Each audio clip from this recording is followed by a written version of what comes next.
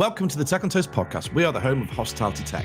The Tech on Toast podcast is brought to you today by our friends at Lightspeed. The holidays are here and your restaurant is buzzing, but are you ready for the rush? The festive season is make or break time for many restaurants, filled with non-stop tableside service, kitchen chaos, and complex reservations. But what if you had a secret weapon? Well, Lightspeed is that weapon. It's the ultimate point of sale and payments platform that helps your team deliver seamless service and incredible experiences. Imagine your staff taking orders and payments right to the table with Tableside, or having your front and back of house perfectly in sync during peak hours. Wouldn't that be nice? Lightspeed gives you the tools to not only survive the holidays, but truly shine, all while saving time, reducing errors, and keeping guests coming back for more.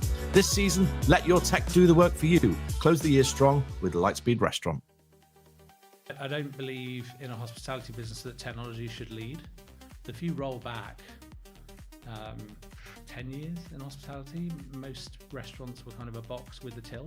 Openr is a data orchestration platform that operates as a single source of truth for enterprise hospitality businesses. I mean, I'm an advocate for change, right? That's obviously what Tech on Toast do, but at the same time, sometimes you can sit still and get more out of what you've got. We're about enabling and removing the limits around experimentation. I'm not actually a kind of technologist by design, didn't study technology. Accidentally landed there. Accidentally landed. Can I say proper job? Is that what you say when you become a founder? Maximise sales, maximise volumes, and ultimately maximise profit. Welcome to the next episode of the Tech on Toast podcast, and today we're delighted to be joined by Joel Robinson, founder of Openr. Joel, how are you? Very well, thank you. Great to be here. Welcome to our green backlit studio. We're very on brand. Very, very fancy. It is, isn't it? Yeah. And before we get into things, Joel, we all know you. I knew you from a previous role. Yes. So before we get into kind of what you're doing now, tell us a little bit about your background and kind of how have you ended up at this point, being on the podcast. So interesting story. Like my background professionally, started my career in grocery retailing. So joined Sainsbury straight out of uni, worked my way through a whole number of different roles at Sainsbury's before I ended up in technology. So I'm not actually a kind of technologist by design, didn't study technology. Accidentally landed there. Kind of accidentally landed. Yeah, so I joined Sainsbury's digital team back in, would have been 2011. So kind of pretty early days of e-commerce in the grocery world, and then really enjoyed that and ended up kind of working my way through technology teams at Sainsbury's. And from my experience at Prime Minister, I did a bit of grocery world, yeah. And that was quite a boom time, wasn't it? Or particularly on loyalty and e-commerce and all that kind of stuff, Yeah. particularly in that world. Yeah. I guess you learnt a lot through that little period of time. Oh, it was an amazing experience, particularly around introducing new forms of platforms, new forms of development. We were the first. I worked as part of the first team that introduced kind of agile, iterative, sprint-based development where you were shipping new features every 2 weeks, which was kind of this big new thing because historically everything had been a massive project, cost millions of pounds, and kind of took a year to deliver any value. So that was kind of hugely exciting, and was then part of the leadership team that kind of helped bring in-house engineering into Sainsbury's, in-house product, in-house design, flipped to a completely new operating model where digital became this strategic advantage rather than just a cost center, a kind of a cost of doing business. It became a source of revenue, became a source of competitive differentiation, and just became a fundamental and critical part of the business's strategy. And I guess transferring that experience into the chaotic world of hospitality must have been an interesting that was transformation. Brief. Yeah, so I left Sainsbury's after 10 years, had a great time there. I left to join the Azzurri Group, who operate Ask Italian, Zizi, Coca de Mama, Dave Sotchik in Boojum as their first digital and tech director. And the brief from Steve, the CEO, was almost exactly that, which is, look, we're kind of looking at retail and see that it's 10, 15 years ahead in terms of its adoption of technology, how it's leveraged technology to improve the customer experience and drive growth. Can you kind of come and help us pull a strategy together and build the capability and build the team at the Azzurri Group, which will mean that we can leverage technology as a strategic advantage too.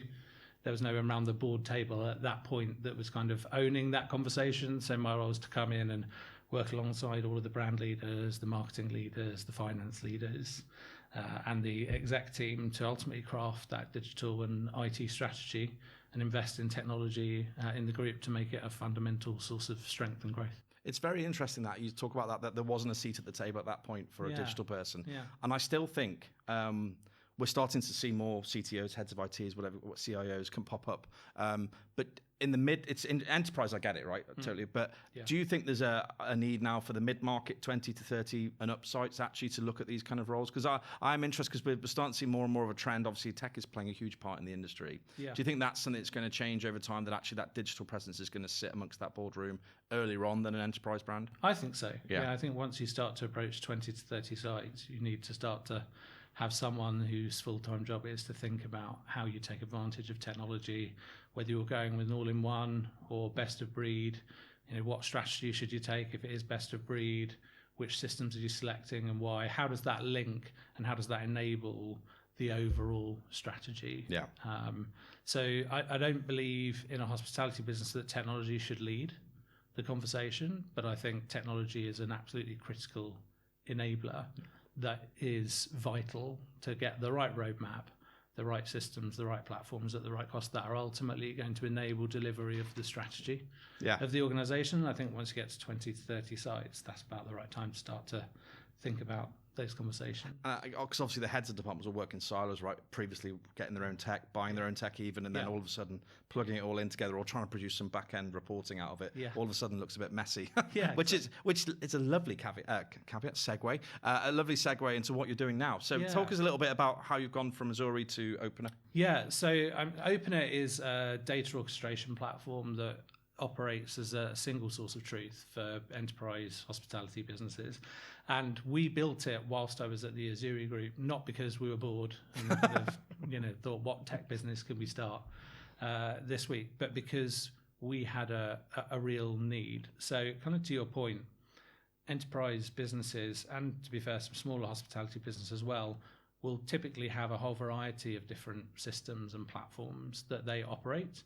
And the number of platforms that require management has massively grown over the last 5 to 10 years, and will probably increase and continue to grow over the next 5 to 10 years. If you roll back 10 years in hospitality, most restaurants were kind of a box with a till in it. So you describe my career, but yes, a lot of work to kind of get that point of sale programmed and fit for trading. But as long as you had your point of sale and your kind of payments technology, you were kind of you were good to go. It's relatively obvious now, but we live in such a multi-channel world with kiosks, digital menu boards, delivery platforms, order and pay at table apps, click and collect, scheduling platforms, inventory management platforms. It's exhaustive, isn't it? The list doesn't, it goes on. It is, but as these kind of ecosystem has grown up over time, what we felt at the Azzurri Group was kind of a lack of harmonization, a lack of centralization around something that's common to all of those platforms, which is your core data, your product data, your menu data, your pricing data, and your venue data. And what we were doing was entering what is effectively the same information kind of multiple times across your point of sale system, across your delivery aggregators, across your order and pay at table app, across your website, CMS, into your printed menu solution. So we actually kind of went out to market and said, well, where is the product that can ultimately solve that problem at that kind of fundamental base layer, which was stuff that existed in my world in grocery retailing. So it all kind of fed into the vision for Openr. We couldn't find the product, and so we started to build. We kind of built a rough kind of proof of concept with a little bit of money from the board to kind of prove that we could do this. And we weren't mad, and it was an achievable goal. We were successful in that, and then we effectively started building out the full product. So that was about 3 years ago now that we started on that journey. So the platform's in use throughout the Azzurri Group, and we also signed up our first kind of external customer who've been live with us for just over a year now in the Stonegate Group. But it all sizable back, groups, to that. What I learned in grocery, having that single platform which masters all your product information, pushing it out everywhere to all of your different platforms, going to hospitality, seeing this fragmentation, going, well, where's the solution? Didn't exist, and so we started to build it. And sometimes in tech, I find it's really important to focus on that, the real pain point, right? Because a lot of tech is being built, AI is driving that even faster now. Yeah. But actually, the reality is focusing on real returns for the operators, making sure you can find something, exactly that. You're in a role, you've got a problem, you build something to fix it. Yeah. And I think that specific focus on that key pain point is huge. And I think, what are your main, I suppose, if you pulled Azzurri and Stonegate in the group today, Yeah. what would they say the main pain points you're fixing? You mentioned a few of them there in terms of what you solve, but what is it giving them back? Is it giving them time back, or is it? Yeah, there's three things really, Chris. So, I mean, the first thing is efficiency, which you've already touched on in terms of time. Typically these processes were taking kind of weeks to harmonize all this data across all these different platforms. So if you look at Stonegate, for example, they were only changing their prices 3 to 4 times per year, whereas now they can change them hundreds of times. I'll come back to that because that's really key, right? Through our platform. So there's an efficiency piece. There's also a piece around agility. So sure, you're kind of doing things more effectively, but what that means is it gives you more opportunities to experiment. So really what's exciting about our platform is the ability to rapidly push out changes and test and learn, whether that's kind of A/B testing around pricing or menu optimization. And then the third one is accuracy. So because our data platform kind of will sync in from your recipe management platform, you've got all that ingredient data, all that allergen data, and you can therefore be super confident that on all your platforms, you've got accurate allergen data, accurate calorie data, but it's also accurate pricing data. What we find when we go into a company and we implement our platform is that there'll be all sorts of errors across all of these platforms, because when you're relying on human process, when you're relying on spreadsheets that are being emailed to and fro, I mean, there'll probably be several listeners of this podcast that will kind of recognize sitting around a table doing the table read of the menu for the 4th time, and then suddenly they've spotted a spelling mistake, or even worse, it goes out to print, right? Or the price is completely wrong. How long does it take most operators post go live of a new menu to correct all the pricing errors on point of sale? There's some of our customers that we've spoken to where the team's working on it until like 4 o'clock in the morning on the day it goes live, because they can't schedule it. It has to be overnight. And then effectively spending the next 48, 72 hours fielding phone calls from all the managers in the sites and the shift leaders going, the menu's at $7.95, but on the till it's $8.25. I think efficiency in the industry and productivity, I suppose, across the board, we're so good at some stuff. We're so good at operating, finding a way to win. The industry is so good at that, but so bad at pinpointing the problems that you're talking about there. The really day-to-day stuff that we kind of just roll with and we just get on with it and kind of accept it. And I think that's why I find Openr very interesting, because you are addressing these points that sit around a boardroom table, but also then eke out into all the sites. So I would love to be in at Carluccio's and be able to say, right, Dorchester, Exeter, we're going to test this menu pricing, because I believe there's more affluent customers down here than there is in Birmingham and Manchester. So let's see what it looks like. And the ability to do that without crashing the whole system or killing my marketing person is brilliant. And I'm guessing you're seeing that. Are you seeing that kind of, it's an enabling tool, I suppose, in a way as well? I think that's the spot-on description of it, is an enabling tool. And we're having exactly those conversations with marketing teams that are being asked by their MDs and by their kind of exec teams to do more, but just can't, because they're collapsing under the weight of today's complexity. So there's probably a reason why most hospitality businesses are only operating with like 2 or 3 price bands, if that, or kind of 1 price band, even if they've got hundreds of locations, because the administration of anything more sophisticated is just too it's just too much to bear. I think it's bad enough as it is, in terms of the stress that teams are put under. And when we come in, we've got a relatively simple, intuitive user interface with a whole bunch of complexity around how you manage price bands, how you manage channel pricing, how you can automate all of that. You effectively take the shackles off and go, well, actually, you can now follow whatever pricing strategy you want, whatever menu strategy you want. So we're about enabling and removing the limits around experimentation, which ultimately drives growth. Yeah, because you mentioned Stonegate were doing it 4 times a year in terms of, which is regular, right? So seasonal change on a menu. But actually to have the ability, we're not far off from dynamic pricing, right? In terms of, I don't want to go down that route too much, but in the fact that you can look at your pricing and think, right, we want to kind of do something in this part of the world, in this part of the country, because we feel like we've got opportunity, the students arriving, whatever the driver might be. But that ability to do it now, it must be a game changer. Yeah, I think we want to support operators with a better understanding of their customers and then a better set of tools to set the right price at the right time for those customers. So we would probably talk about agile pricing rather than dynamic pricing, because I think when people talk about dynamic pricing, they think about kind of airlines, and, hotels, jacking the price up. What we typically find is that there's maybe like say 2 price bands within a hospitality operator across 200 sites. Well, pricing consultants might tell them that actually they should have 16 price bands, and some of those should be lower than what you're pricing at the moment. Some of them should be higher at the moment, because it ultimately depends on who your customer is, what their mission is, what their propensity to pay is. And our solution, our product that we bring to market, is to sit in the middle of that and say, well, actually, you can now do that.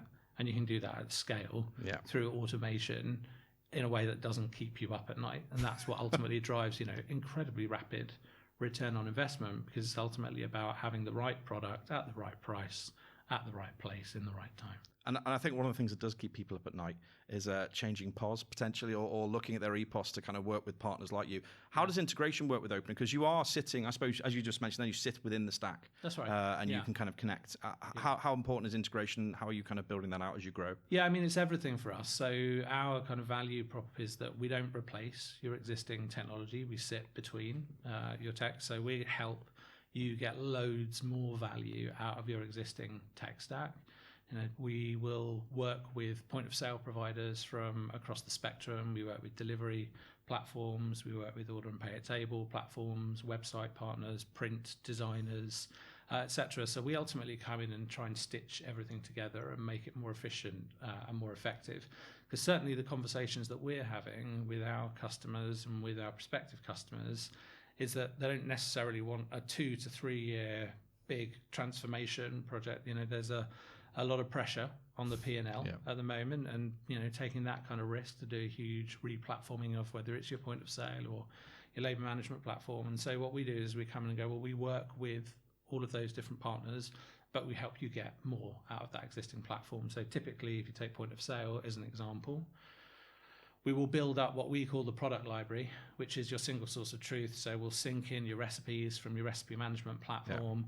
We'll sync in your prices if they come from a different system, or we master them in our platform. We sync in your photography and all your digital assets if they sit in a digital asset platform, or you master them in our platform. And ultimately go to, right, if this is our burger, this is what it looks like, this is how we describe it, these are the ingredients, these are the calories. Vary that for each channel that I want, because I want a different description on Deliveroo to the one I want on my POS, to the one I want on my website, to the one I want on my printed menu. And then we push that out everywhere. So we push all of that information into a point of sale system. So we effectively automate the programming at the point of sale, but from that accurate base data, which is a huge time save.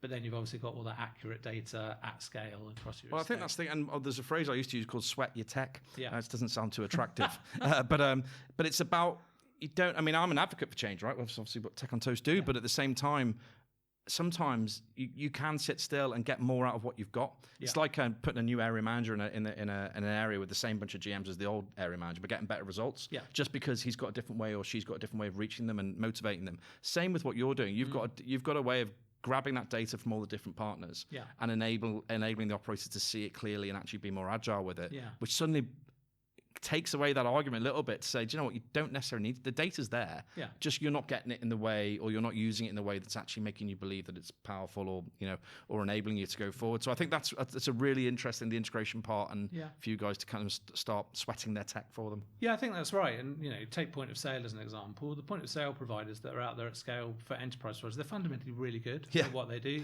They're rock solid. There's a cigarette paper, isn't there, in between? They've got fantastic support services that will be out into your restaurant within 24 hours fixing any issues. The frustration lies kind of around that in terms of, well, how can I get data into that? How do I get data out of that? How do I connect? And they've made huge progress over the last kind of decade or so around opening up, providing APIs and import schemas, etc., so you can get data in and out of these platforms. And again, this is relatively typical in the grocery retailing world. So go back to my Sainsbury's days, and point of sale takes all of its data from an external platform. Point of sale is still an absolutely crucial, probably the most crucial piece of technology in the stack. It's processing all of the payments, it's managing basket. It's the heartbeat, isn't it? It's the heartbeat, but everything around it is automated to help elevate the capability. Yeah, I love that. And I can't get through an episode at the moment talking about AI, and I think we already talked about it before we started recording. Yeah. How does that influence what you guys are doing, and what do you think? Well, I mean, it's hard to say what impact it's going to have wider on the industry, but where do you see it going, I suppose, in the shorter space of time as we're in now? Yeah, I mean, in terms of how we're leveraging AI, it's very practical. Yeah.